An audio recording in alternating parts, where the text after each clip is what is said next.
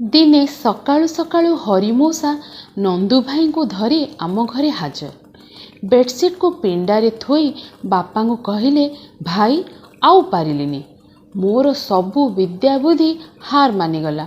ନନ୍ଦୁଟା ଏତେ ଅମାନିଆ ହେଲାଣି ଯେ ସେ ମୋ ଅକ୍ତିଆର ବାହାରକୁ ଚାଲି ଯାଉଛି। ପଢ଼ାପଢ଼ିରେ ନାଁ ଧରୁନି, ଆଉ ସବୁଦିନ ଦାଣ୍ଡ କଳି ଘରକୁ ଆଣୁଛି। ତୁ ତ ଶିକ୍ଷକ ହୋଇ କେତେ ପିଲାଙ୍କୁ ମଣିଷ କରିଛୁ। ମୋ ନନ୍ଦୁ ଲାଗିଲା। ବହୁତ ଆଶା କରି ଆସିଛି, ମନା କରିବୁନୁ। ଏତିକି କହି ହରିମଉସା ଯେମିତି ଝଡ଼ ପରି ଆସିଥିଲେ ସେମିତି ଘରୁ ଚାଲିଗଲେ। ବାପା ତାଙ୍କୁ ଯେତେ ଅଟକେଇଲେ ବି ସେ ରହିଲେନି ମୋଟେ। ନନ୍ଦୁ ଭାଇ ଚୁପଚାପ ଠିଆ ହୋଇଥାଏ। ଚାଲି ଯାଉଥିବା ତା ବାପାଙ୍କ ଆଡ଼କୁ ଚାହିଁଥାଏ। ତା ଶୁଖିଲା ମୁହଁରେ ଲାଗି ରହିଥାଏ ଝାଉଁଳା ହସ ଟିକିଏ। ପତଳା ଓ ସାବନା ବର୍ଣ୍ଣର ନନ୍ଦୁ ଚୁପଚାପ ଠିଆ ହୋଇଥାଏ। ବାପା ତାକୁ ପାଖକୁ ଡାକି କହିଲେ, କିରେ ଭାରି ଦୁଷ୍ଟ ହେଉଛୁ। ବାପା ମାଆଙ୍କ କଥା ମାନୁନୁ, ପଢ଼ାପଢ଼ି କରୁନୁ। ନନ୍ଦୁ ଭାଇ କିଛି କହିଲାନି। ସେ ଖାଲି ତଳକୁ ଚାହିଁଥାଏ। ବାପା ପୁଣି କହିଲେ, ତୁ ମୋ ପାଖରେ ରହିବୁ, ମୋ କଥା ମାନିବୁ। ନନ୍ଦୁ ଭାଇ ମୁଣ୍ଡ ଟୁଙ୍ଗାରିଲା। ତୁ ତେବେ ତୋ ବାପାଙ୍କ କଥା କାହିଁ ମାନୁନୁ? ବାପା ପଚାରିଲେ। ସେ ଟିକିଏ କଥାକୁ ଭାରି ରାଗନ୍ତି, ଖୁବ୍ ପିଟନ୍ତି। ଧୀରେ ଧୀରେ ନନ୍ଦୁ ଭାଇ କହିଲା, ତୋତେ ଏଠି କେହି ଗାଳି ଦେବେନି କି ପିଟିବେନି। ପାଠ ପଢ଼ିବୁ ତ? ନନ୍ଦୁ ଭାଇ ବାପାଙ୍କୁ ଚାହିଁ ହଁ ଭରିଲା। ଦିନ ଦୁଇଟାରେ ନନ୍ଦୁ ଭାଇ ଘରର ସମସ୍ତଙ୍କର ପ୍ରିୟ ହୋଇଗଲା। ସବୁଠୁ ବେଶୀ ପ୍ରିୟ ହେଲା ମୋ ମାଆର।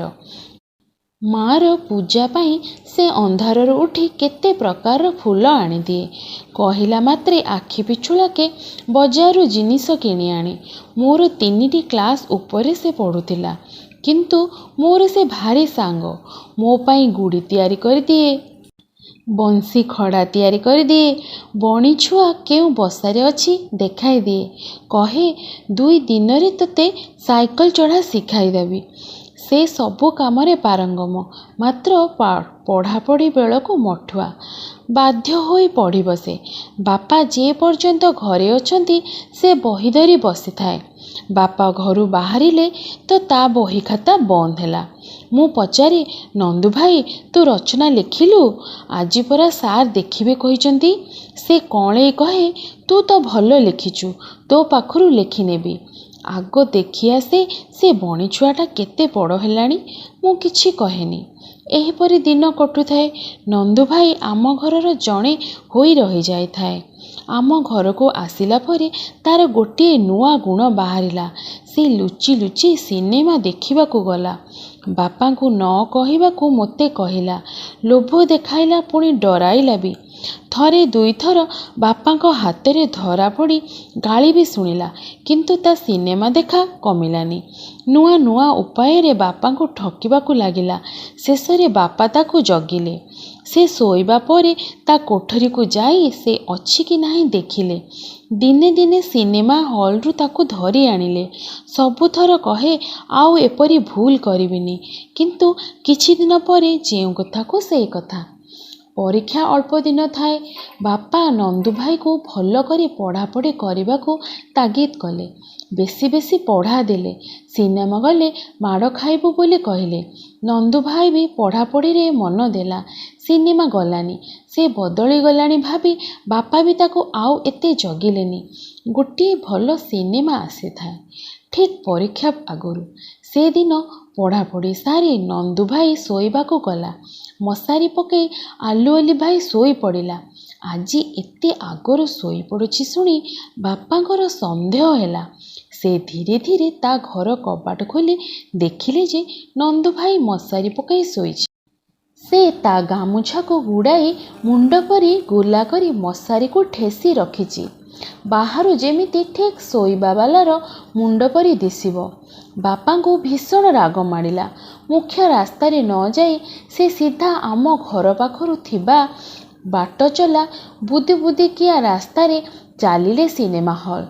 ତାହେଲେ ଖୁବ୍ ଶୀଘ୍ର ସେଠି ପହଞ୍ଚିଯିବେ। ସେଦିନ ସନ୍ଧ୍ୟାରେ ସେଇ ରାସ୍ତା ଉପରେ ପାଣି ପାଇପ୍ ଯିବା ପାଇଁ ନାଳ ଖୋଳା ହୋଇଥାଏ। ବାପା ଏକଥା ଜାଣିନଥାନ୍ତି। ନନ୍ଦୁ ଭାଇ ସିନେମା ଦେଖୁଛି। ହଠାତ୍ ତା ମନକୁ ଆସିଲା ଆଜି ବାପା ତାକୁ ଆଣିବା ପାଇଁ ହୁଏତ ସିନେମା ହଲ୍ ଆସିପାରନ୍ତି। ସେ ଗାଳି ମାଡ଼ ଖାଇବ ସେଥିପାଇଁ ବ୍ୟସ୍ତ ହେଲାନି। ସେ ଜାଣିଥିଲା ବାପା ସେଇ ଚଲାବାଟରେ ଆସିବେ ଏବଂ ନୂଆ କରି ଖୋଳା ହୋଇଥିବା ନାଳରେ ନିଶ୍ଚୟ ପଡ଼ି ଖଣ୍ଡିଆ ଖାବରା ହେବେ। ସେ ଆଉ ସିନେମା ଦେଖିପାରିଲାନି। ତାକୁ ଦିଶିଲା ବାପା ଯେମିତି ସେ ନାଳରେ ପଡ଼ି ଉଠି ପାରୁନାହାନ୍ତି, ଛଟପଟ ହେଉଛନ୍ତି।